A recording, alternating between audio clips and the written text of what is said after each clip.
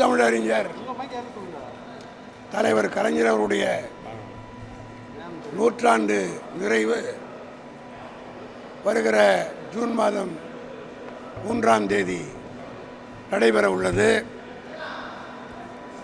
தேர்தல் code of contact இருக்கிற காரணத்தினாலே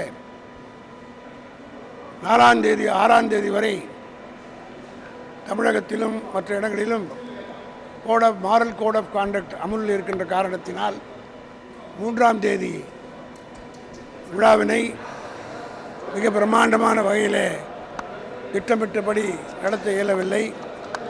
கழகத் தலைவர் தளபதி அவர்கள் இந்த ஆண்டு கலைஞருடைய நூற்றாண்டு நிறைவு விழாவை முன்னிட்டு கழகத் தோழர்கள் தலைவருடைய படத்திற்கு மாலை சூட்டி கழகின 50 ஆண்டு காலத்திற்கு மேலாக இந்த கழகத்தினுடைய தலைவராக இருந்து கொடியையும் கட்சியையும் சின்னத்தையும் காப்பாற்றி கொடுத்த ஒப்பற்ற தலைவர், இந்தியாவிலேயே தொடர்ந்து ஒரே சின்னத்தில் போட்டியிடுகிற கட்சி திராவிட முன்னேற்ற கழகம்தான் என்கிற பெருமையை தேடிக் கொடுத்தவர் முத்தமிழறிஞர் கலைஞர்.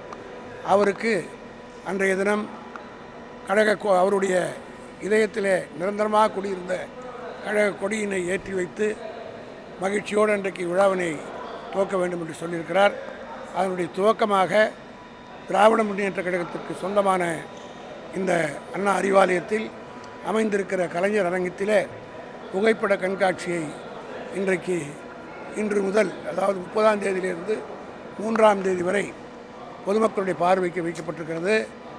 கலைஞருடைய ஏறத்தாழ 80 ஆண்டு கால அரசியல் வரலாற்றை புகைப்படமாக இந்த கண்காட்சியில் அனைவரும் பார்க்கக்கூடிய ஒரு வாய்ப்பு அமைந்திருக்கிறது. இதை பார்த்துவிட்டு வருகின்ற எங்களை போன்றவர்கள் எல்லாம் கண்கலங்கக்கூடிய அளவுக்கு பழைய நினைவுகள் வருகின்றன. கலைஞர் ஆரம்ப காலத்திலே இந்த இயக்கத்துக்கு பணியாற்றிய துவங்க முதல் இறுதி வரை இருக்கக்கூடிய அந்த பயணத்துடைய முழு படங்களும் இந்த கண்காட்சியில் இருக்கிறது. இதை பொதுமக்கள் பார்க்கிற போது கழக தலைவருடைய வரலாறையும் அவர் ஆற்றிய பணியும் தெரிந்து கொள்வதற்கு வாய்ப்பாக இருக்கும். இதனை கழகத்தினுடைய பொருளாளர் TR பால் அவர்கள் இன்றைக்கு தெரிந்து வைத்தார்கள்.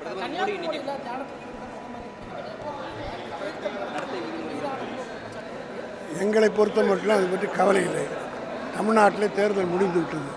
விதி மீறலா இல்லையா என்பதை பற்றி தேர்தல் கமிஷன் முடிவெடுக்க வேண்டும்.